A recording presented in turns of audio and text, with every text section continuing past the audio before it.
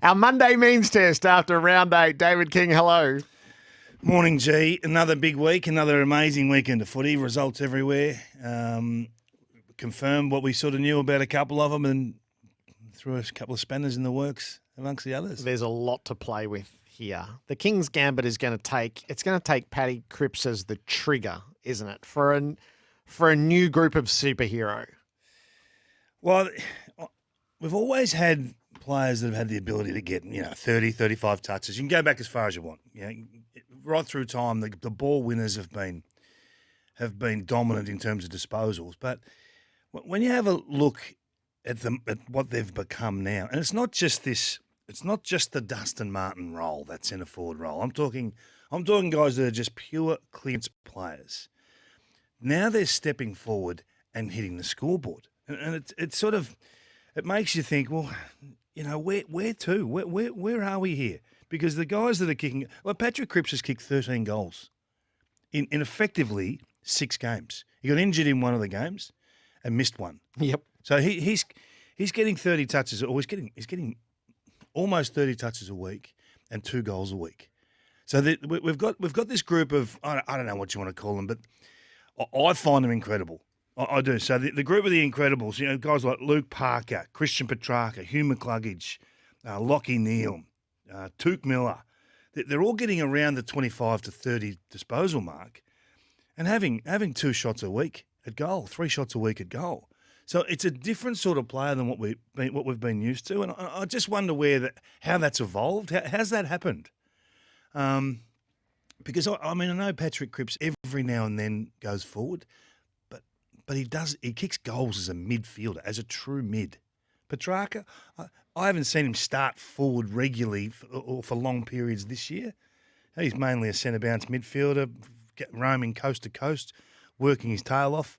I just think that there's a different level of player right now that makes it incredibly hard to tag.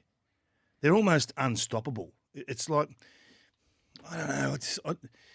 May have made a stupid comment last night. I don't know. Make a lot of them, Gerard. So it's not a small pool. But look at Patrick Cripps' season, and the numbers are just ridiculous. And I said, so Ollie Wines last year at the bye was on 15 votes, and he'd had a lot of 30-plus disposal games, but he'd only had 3 games where he'd kicked a goal. Yep. So Patrick Cripps, can I just read you his season so far? It is just ridiculous. Round 1, he had 30 disposals and 3 goals in a win. Then he went 35 disposals and 2 goals in a win. Then he went 31 disposals, 1 goal, 1. Then he got injured. Then he came back and went 32 and 3 against the Dockers, 35 and 1 goal, 2 against North Melbourne, 35 and 2 goals against Adelaide. Like that, they are all 3 voters. Yes. So he's on 18. He's on 18 after 6 games. Yeah, so round 8, but his 6 games. His 6 games. Yep. So that sort of form. So how do you tag him? So how do you tag? I've seen 100 people try and tag Paddy Cripps, and I think probably the best one I've seen do it would probably be Scott Pendlebury. So I know there's better opposition to come, and there's games where they may not be as successful as a team, so you don't get the 3 voters. Or do you say they're going to win those games now? They're a top 4 team now. They win those games, and it will be because of Patrick Cripps kicking goals and getting 35. So, is chicken or the egg? You can have your own. You can have your own answer to that. And I know people are sending through straight away because midfielders don't have an opponent. They have an opponent when they step forward to centre.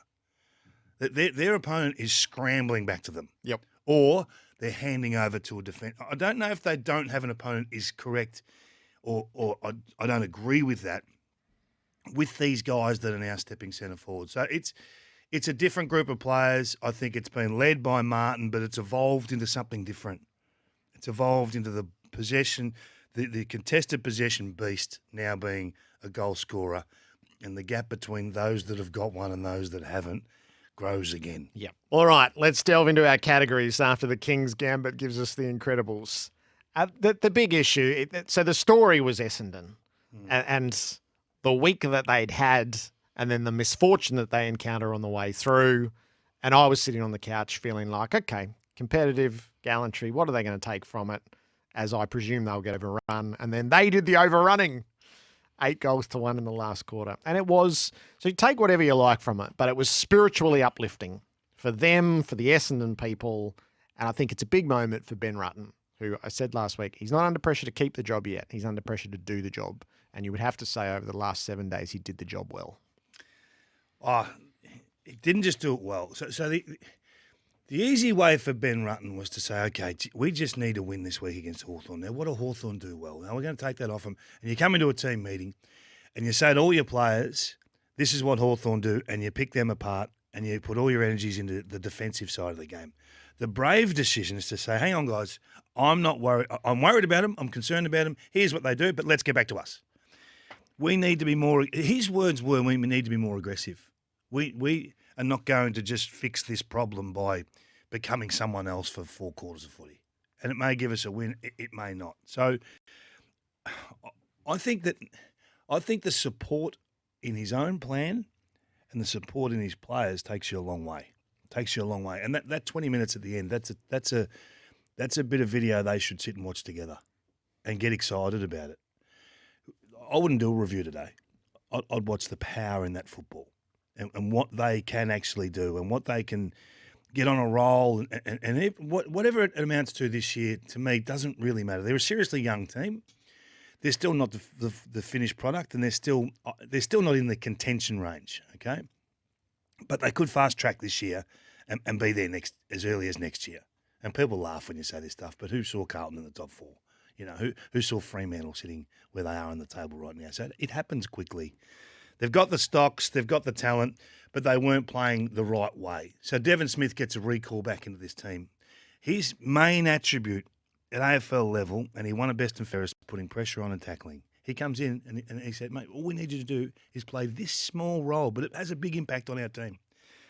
We said last week on AFL 360, the gap between what they're doing in the midfield with this junk handballing game they're playing is not that big. Leg drive. All about leg drive. Get yourself out of traffic. Take your own exits and go. And then everything will fall into place.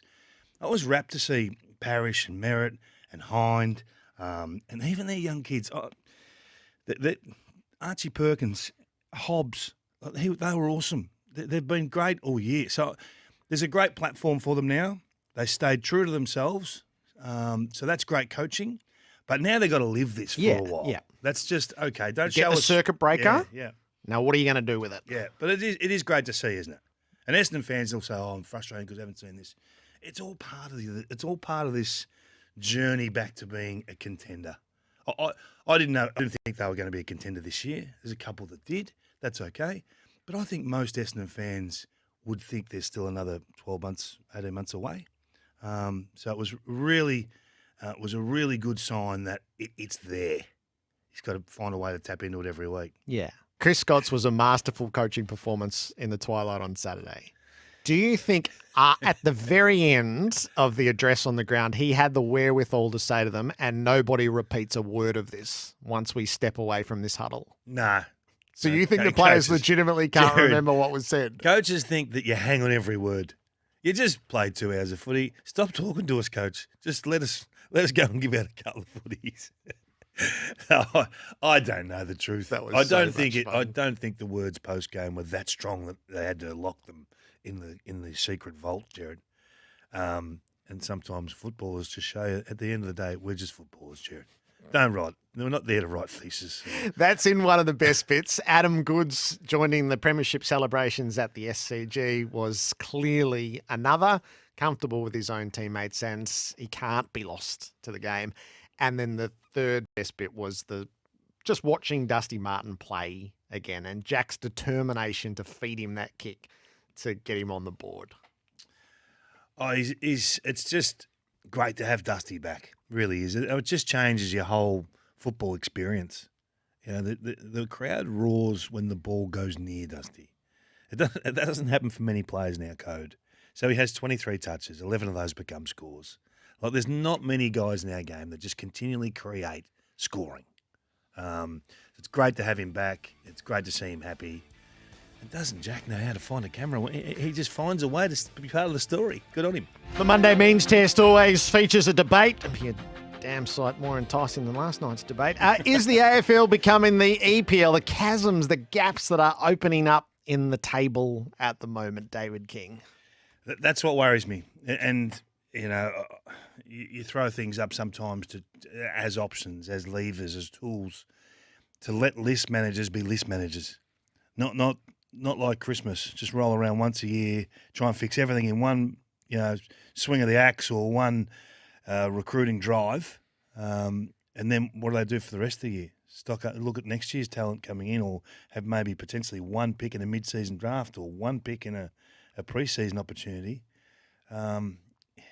I think you've got to give them more opportunities to go shopping, make change. I mean, the bottom of the table now. I had a look at what are the top teams going to do to Melbourne?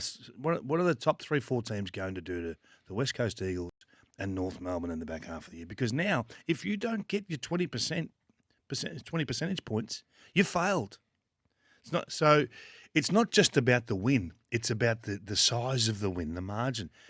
And it is going to have a serious impact on the top three. We were talking about it last night. So the top three positions on the AFL table, top two get the home finals. If they win that first one, they play the prelim at home. So the team that's ranked third, the gap between second and third is huge. Yeah. If you finish third, you might have to go to Fremantle week 1, wrap around and go to Brisbane week 3. Or come to Melbourne week 1 and then go to Brisbane across the whole country, 5.5-hour plane ride week 3. It's enough to say you can't win, okay? Having had a fantastic year and probably have a percentage of 140. So there'll be record numbers because we're starting to see some signs that Hawthorn are probably going to track back towards what we thought they were going to be at the start of the year. The Adelaide Crows are a little bit the same. How would you know with the Suns? How would you know with the Giants? How would you know with Essendon? So there's so many balls in the air, but the gaps between those that are solid, competent football teams and then that bottom bracket that are nowhere is significant. Do you agree? Yes. And it's a while since we've had, it feels like a while since we've had two so destitute at the bottom. So just further on the Eagles, Trevor Nisbet confirmed this morning on SENWA that there were 7 players involved in the Saturday nightclub outing. 7. All players will be named today and all can expect to be fined. So 2 was like there's sort of willful disobedience. 7's even that's even more damning of the lack of understanding of the circumstances that the club finds itself in, and very specifically the coach who has tirelessly fronted it. It's that behaviour is an affront, and that it's so 2. You go, okay, so that's stupidity. How are we going to treat those 2 players? 7. That raises a lot of questions around the culture of your group. Yeah, which is really unfair, isn't it? I know people come at me because they think I defend Adam Simpson. I think he's a wonderful coach, and I think his record speaks for itself. But when players just clearly go against what you've preached, it becomes a bit of a statement. Yeah. Do you understand our circumstances here, or do you not care about them? Yeah. Are you just deciding not to listen to me? As a senior coach of the football club saying, this is what we've got to adhere to, bang, bang, bang. Pretty simple stuff. You've seen the effects of this all over the country, all over the world. This is what we have to do. So 2, you sort of understand that there's going to be a percentage of error with 50 young men in your group. But 7, the percentage is a fraction high. I wonder, and I thought this on the way in when I was listening to the boys this morning, I wonder whether Adam Simpson, right now this morning, is questioning himself, saying, okay, are they just not listening to me? Are they listening to me and choosing, nah, we're going that bad, or we've passed our opportunity to win a flag, just got to take things in my own hands? Does it impact his thought process as to whether to roll on through this rebuild process? Because a fair percentage of those 7 are going to be the players that are involved in the rebuild. I don't imagine it's Josh Kennedy and Shannon Hearn at the nightclubs. So the 7 that you'll find are the 7 that are going to be a major part of the rebuild. Now, Adam Simpson may say, well, if you've lost faith in me and my message, well, you know what, I've lost a little bit of faith in you as well. So it's a two-way street. He does everything for those players. They love him. He's got the meeting out of the palm of his hand, and then all of a sudden, bang, this comes. I honestly think that Adam Simpson this morning was sitting back saying, is this such a bad starting point for the rebuild that maybe it has to be done without me? Maybe they are sick of my voice. Maybe it's time for the divorce between the West Coast Eagles and Adam Simpson. Maybe it is. It's a horrible way to finish. Or maybe I'm reading too much into it. But knowing the man, he would question himself first. Yep. And they've got 14 weeks of footy to play. Oh. So what do you do with those 7? Seriously. Finding them. What does finding them do? What do you do? Do you play them? Do they get 4 weeks each? Do you cut off your nose to spite your face? It is the one moment where you can make a calculated assessment. What serves me better in the long term here? Because we're losing games regardless. So what makes the stronger statement? It's not going to compromise whether we win or lose or not. So let's actually make the decision around culture and standards. And that's why Rotham's inclusion was weird on Saturday night. But if they were going to work through it all first before imposing anything, yeah, I would. Usually this is a one-player decision and it's balanced against, does it diminish our chances to win on the weekend? This is the free hit for a coach to go, no, let's do exactly what the culture needs. Except that in the scenario that you've just painted, is if taking footy away from those 7 players causes a further disenchantment and separation, then you mightn't actually get the usual benefit from it. You'd have to be living. I feel like Simpson would have felt like he had a very firm grasp on the culture and the determination he'd spoken about, paying it forward, living through this period of time together, and the benefits would come. Well, he's now staring at the exact opposite. They've lived through these circumstances and it has caused a complete collapse in standards, which is, I think he would find perplexing. So it was weird that Rotham wasn't dropped for the weekend's game and was able to play. Do you think the West Coast knew there were more names to come? Yes, I would say yes. Yeah. So that makes sense now, doesn't it? Yeah. So you treat all 7 the same. So you could have dropped Rotham, but it would have committed you to then everybody has to miss their next game and maybe they weren't there yet. It felt all wrong on Friday night, but they will end up treating all 7 the same. I think a major part in this discussion, and I'm talking about Adam Simpson making his decision on his own future, I think a major part of this is how the information reached Adam that there were 5 more. Yeah. Did they come forward and see him? Were they called out? You know, the lies after the lies, in the end, are what really hit home as to what your culture is. Yep. And this is not about imposing limitations on a human being's life. This is about recognising this is a COVID-afflicted city for the time being, and we are a COVID-ravaged team. So we have to minimise. We are so exposed in regular life that we just can't take any of these liberties at the moment. And that means not doing this for a period of time. And it shouldn't even need to impose the rules. Every player should be going, oh God, look at the circumstances we're in. The last thing I can do is go to a nightclub, get COVID and take it back to the club. So we're just not doing that. This is not a few beers after a game of footy. This is something completely different, I think, and goes to how much you value the environment and care about the team. The Bulldogs, they've spent a few weeks in the pressure index at various stages in the season, and you do that as the runner-up when you're the wrong side of the ledger, when you were taking aim at the top 2 and instead look like you're going to be in a monumental struggle to be making the 8. And then so they haven't, what interests me about them is, if you said to me, show me the quarter of footy or show me the game of footy where this is the Bulldogs, this is what I believe in. So I think we've all been, we're not giving up on the Bulldogs. We're not going to give up on the Bulldogs. Why are you keeping faith? Oh, I don't really know. I don't really know. And I couldn't put you anything up on this screen to say to you, this is why I believe in the Bulldogs. Still, there's an element of blind faith to it. And then you have a night like they had on Friday night where they are thoroughly outplayed and they just get the complete litany of woe. Yeah, you've got to judge where they've come from. You know, they've almost got the bends, they've gone down so quick. You know, I look at last year, and we had a look at the ladder last night for just to have a look at the first 8 rounds of last year. I was looking at Melbourne, to be perfectly honest. And then off the map jumps the Western Bulldogs, 7-1, percentage of 150. And you go, wow, they were that good that early last year. And then you see how they lost their way. They were top 2 in the comp for, I think, 19 rounds of the season last year, and they fell out of the top 4. Everyone's saying, we're trying to work out the top 3 or 4 now. The Dogs fell out in round 23. And you go, well, can that happen again? And then you start thinking, the Dogs. Who are the Dogs? I think Marcus Bontempelli, he masks and covers over all the cracks at the Dogs. When he plays, he does such an amazing job in that midfield that he covers for a few warts.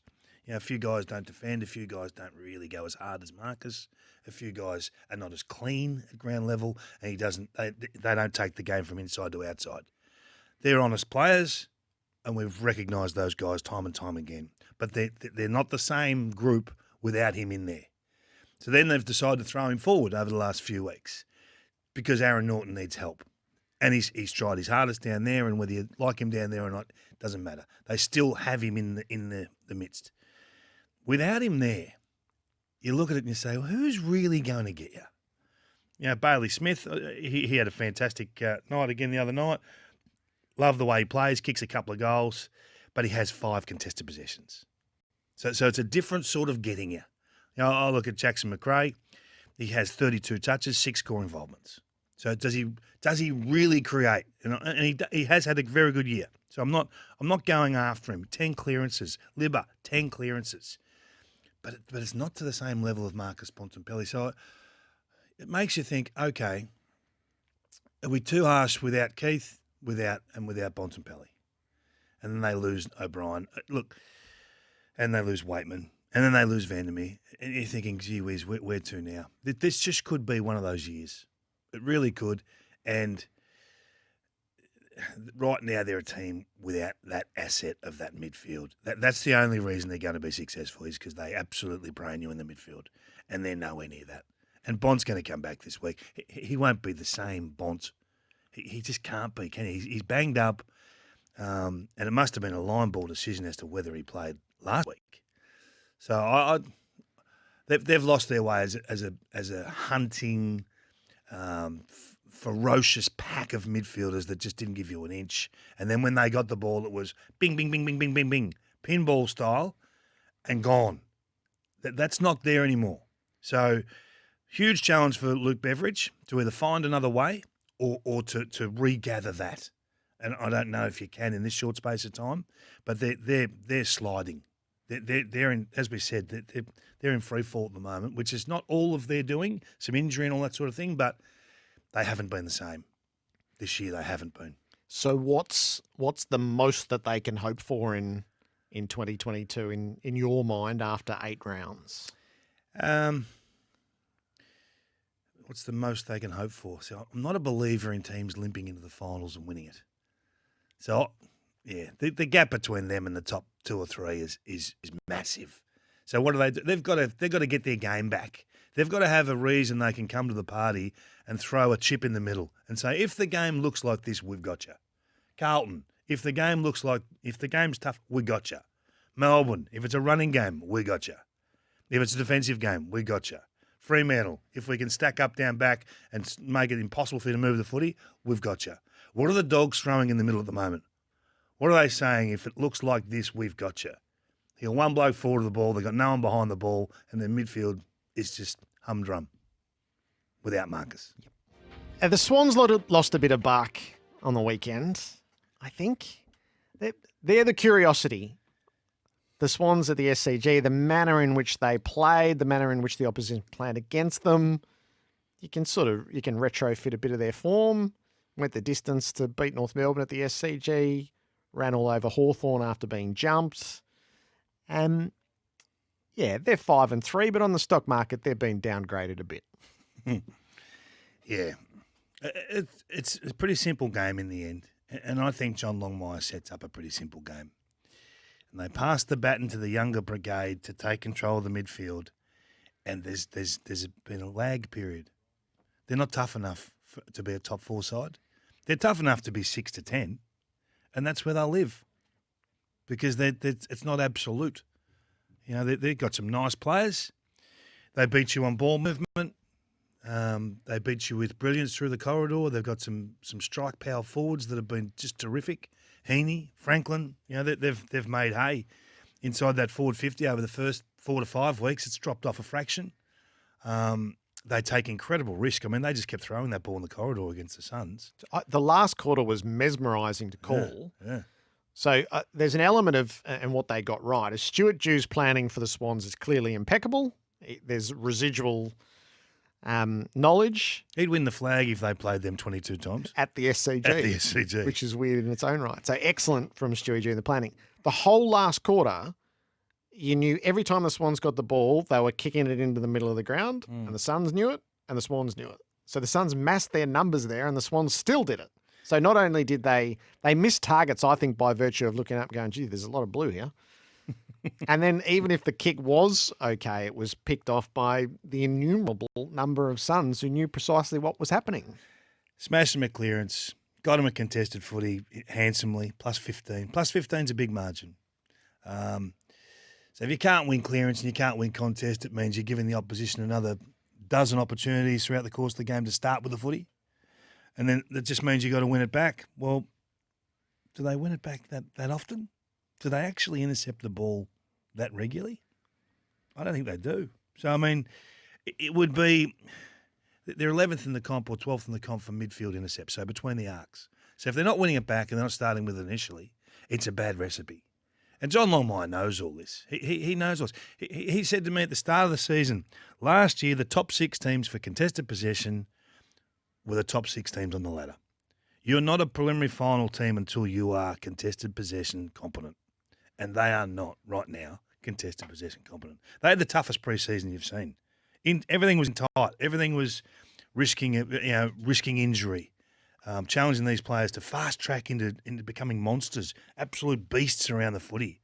But they're just not there yet. Now, it may come in the back half of the year, as we keep saying. It's a long year, and a 10-game span on young players is significant. So they may become a different product at the end of the year. But until then, they'll be a 6 to 10 team.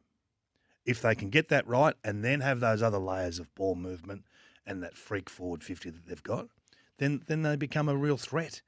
But now they're just a dangerous team. They're not a bankable team. So the Suns side of things, 2 and 5 was a sticky place to be for Stuart Dew with the tough stretch of games that they had. They were a win short, I reckon, for whatever they're going to grow into when the final assessments are made. They're a win short. They got that win. They got it in a few good ways. So a bit like Ben Rutten, he had a good week and a good day as a coach. And part of that involved Izak Rankine, who I'd think Stuart would have been within his rights to look him in the eyes again. Are you giving me your best? And Izak Rankine gave him something like his best on Saturday. So the coach met him halfway. Yeah, so don't freeze down in this forward pocket. Go. If you're going to give me your best, I'll put you up around the ball and you see what that amounts to. And I wouldn't overreach on it, but it was a moment of progression for him when the alternate would have been to drop him, and the coach would have been absolutely within his rights to drop him. I'll guess that they had a conversation, and maybe there's 2 ways to go about it, isn't it? You're out, go and practice your standards elsewhere, or look me in the eye. Are we doing this together or not? My guess is they did the latter, and he got a response, a 1-week response. So there are some players that just live under the footy microscope, right? And they're usually the high draft picks that have been a fraction disappointing and a fraction slow to get going. He lives under the football microscope. I would not like to be Izak Rankine. Yep. That's a starting point, okay? So everything that he does wrong, magnified. Every quiet game he has, magnified. When he has a big one, oh, well, that's what he should have done. That's why they drafted him at pick 3 or whatever he was. Where's that been? Why have we been hiding him in a forward pocket? Stewie, that's your fault. Now we're getting him up the ground. Look what he can do. How come we haven't done that before? How come we didn't have that tough conversation? All these things. There's another angle to the conversation for Rankine. This is what he is. 12. He had 13 disposals, 12 of them were kicks. I love Moustache kicking the ball. If he can be a handballer, no worries. The guns in our comp kick the footy. If he's getting 12 kicks, you're going to bleed. 6 score involvements, that's the guy they needed. Gerard Whateley threw a wild card option of putting him to the halfback flank. Try and make him like an Andrew McLeod style halfback flank. And now I love that idea of that. Whatever you've got to do, you've got to find a spot for this guy. You can't be Stuart Dew can't be setting up the whole team for Izak Rankine. No. Izak Rankine needs to come to the party. And it was great to see him do what he did on the weekend and just endorse the talent level that he's got. Hey, but it's 1 of 8. We need to see a block of 6 weeks of this. Yeah. So this is a foundation piece. Again, what's it going to grow into? And I've got no doubt he'll be under the microscope again next week, Jerry, because that's just where he lives. Yeah. Next Sunday afternoon, 3:20. Don't interrupt me. I'm busy. I'm watching Carlton. If they were playing Tuesday night, I'd be watching Carlton. If they were playing Thursday night, I'd be watching Carlton. I could watch Carlton from here till next Christmas. They are sitting 4th, David King, and that makes them worthy of preliminary final integrity. Let's run the PFI over the Blues. I don't like when you do this because I feel like you're building them up so high they can only come down. No, so I love them as much for what they do right as for their foibles. Their foibles make them watch it. So I watch Melbourne, reverential silence. It's like a masterpiece on the wall. I watch Carlton, it's popcorn. It's explosions here. Things can go wrong there. Whenever it goes forward, I go, is it Harry or is it Charlie? Is it Harry or is it Charlie? Oh, it's Charlie. Oh, he's what?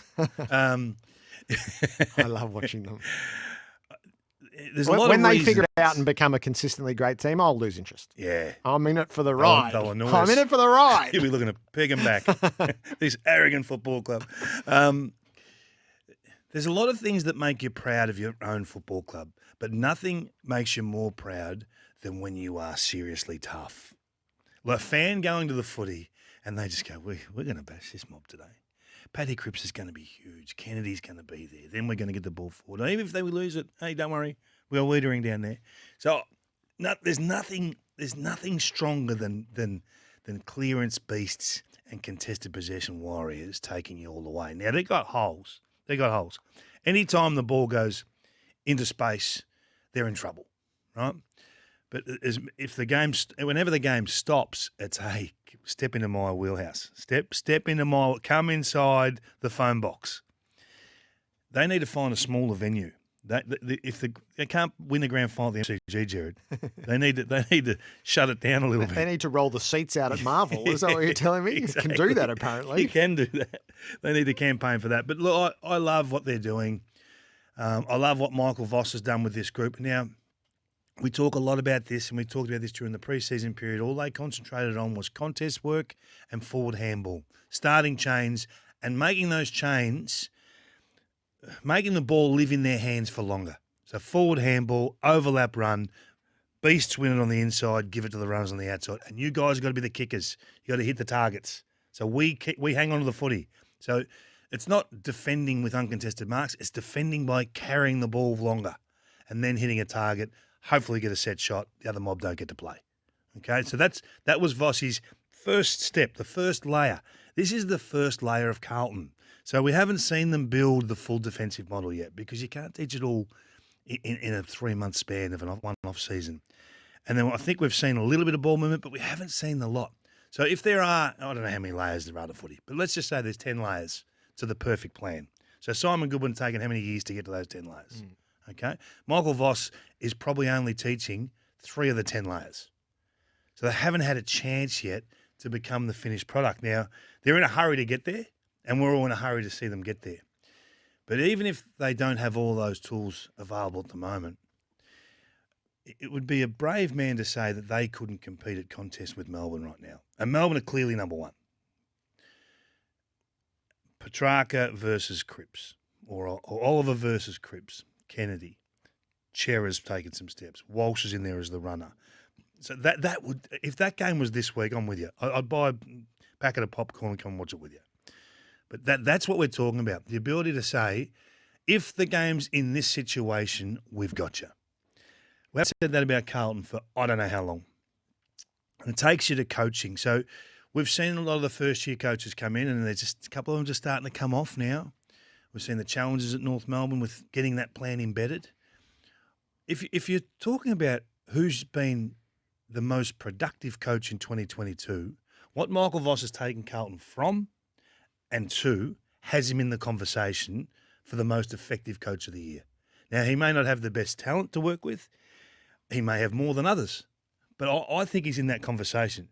Not one coach at Carlton's been able to do this with a similar talent pool for the last decade.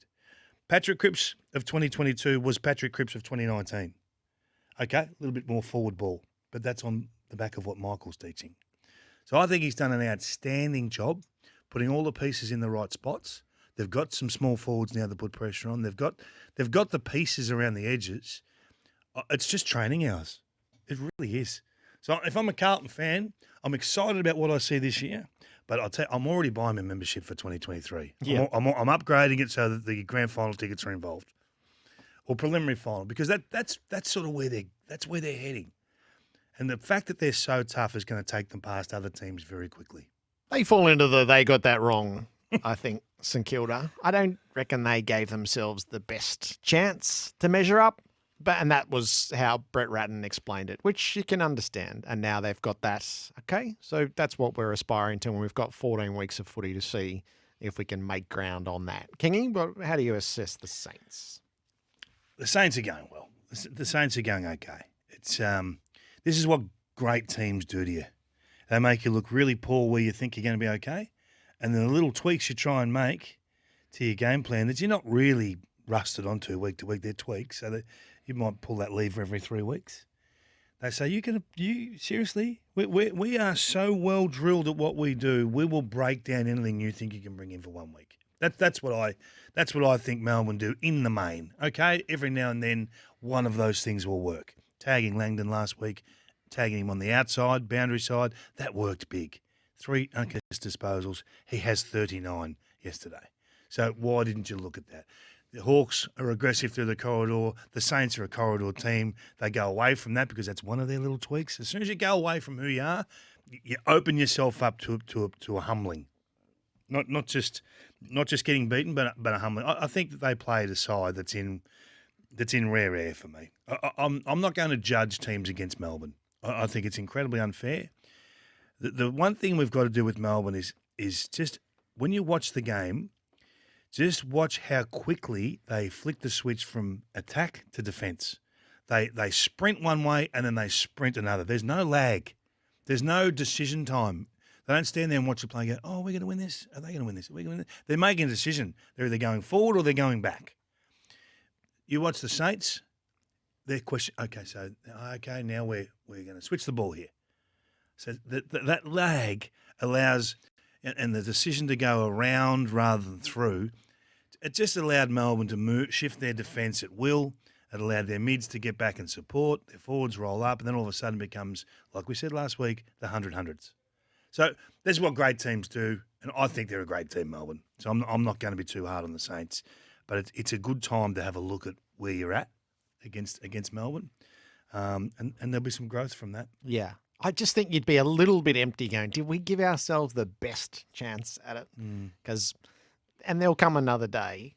But, yeah, 45 minutes in and you're down 9-1. We didn't give ourselves our best chance. No. At that, whatever we were trying to do. And you could see it watching. You go, pretty good, Jim. That's not going to work, is it? No, they're excellent. Reverential silence for the way that they're playing. You didn't happen to see number 36 for the Demons, the little fella running around. Yeah. So forward. The first 30 seconds is righto. And then he's had 4 shots in the first quarter. Yeah. And honestly, he should have kicked all 4 of them. How good was he?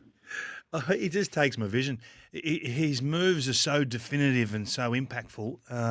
But they've got 6 of those players. That's the hard part. Yeah. They only have one of him. But yeah, I know what you know you're what I'm saying? Yeah. He's a special talent. He is. And that moment where Jackson knocked the ball cleanly down to him and he's straight through the pack and you go, that works. That works. That's hard to stop. All right, I've got calls to take, test calls to take. But there's been the flurry of texts. I think Richmond people have come into the habit of texting rather forthrightly. So they think they're back in contention. Do you think they're back in contention. And maybe the seedings would help to answer this, but take the proposition. They had match simulation against West Coast and took all that they needed to out of it. And they outplayed Collingwood on a big day with Dusty Martin returning, who you spoke of earlier. If you swap the colour of the sash, I think they're Essendon of last year. I think they're brilliant with the footy. Serious questions without it.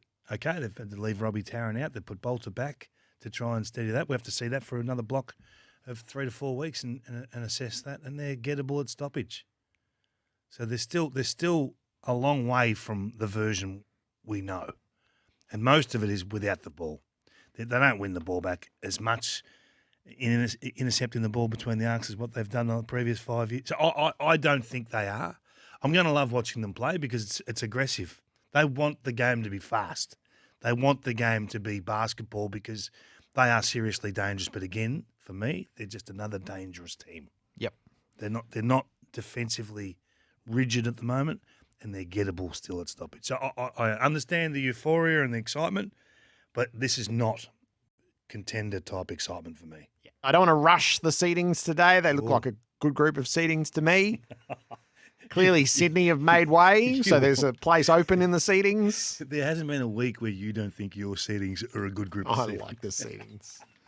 4. I'm going first. Oh, you're going first? Yeah. We're doing it now, are we? Yeah, we are. Oh, geez. Carlton are so damn watchable, they can have 4. Carlton? Just for pleasing me. Carlton? Yep. I thought about Richmond. I thought about Geelong. Now you have to have Geelong. I'm just so happy with Carlton that they're having 4. You're being disrespectful to the Cats. The Cats wound the clock back 140 marks. Geelong can have a play-in game against St Kilda then. On when's that? Saturday, twilight. Oh. No, Carlton, I'm just enjoying Carlton. They can have 4. No, Geelong for me. Geelong, I like the fact they've gone back to what they know works. 3? I hope they don't. I hope that was a once-only great coaching effort. No. And we don't go back to that. 3, 2, and 1. These are straightforward, aren't they? Oh, yeah. Fremantle's 3. Yeah. Didn't skip a beat. Big salute to their system. You know what? I'll tell you what, I'm going to make a shift. You're going to flip them? Because of the injury toll at Brisbane. Yep. I'm concerned of what that's going to... I mean, if we're doing it on exposed form, we've got the same 1, 2, 3. But if you're worried, I'll leave it 1, 2, 3, but I just want to put an asterisk on Brisbane. Nah, flip them. Flip them? Go on. All right, I'll flip them. So I'm got easily talking Brisbane at 3, Fremantle at 2, and Melbourne at 1. Yep. And I'm going Fremantle at 3, Brisbane at 2, Melbourne at 1. Yep. And 4th they can fight over for as long as they like. Don't finish third, is all I'm saying, Jared. Don't finish third. That's a great thing to put on the table. If it's Brisbane and Freo 2 and 3, the difference between finishing second is enormous. And the MCG number 1. MCG, Patterson Stadium, the Gabba. They're big trips. Might be opposite, I reckon. Oh, sorry. Your calls next. Sorry.